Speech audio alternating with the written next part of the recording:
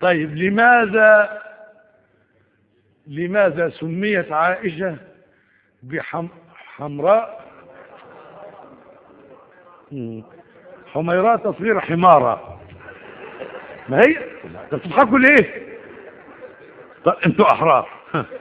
طيب عائشة ملعونة على لسان رسول الله وملعونة بنص القرآن، مش احنا اللي بنلعنها حبيبي، لسنا نحن الذين لعناها، الذي لعنها هو الله، الذي لعنها هو رسول الله صلى الله عليه وآله، الذي حكم بنفاقها هو النبي المصطفى.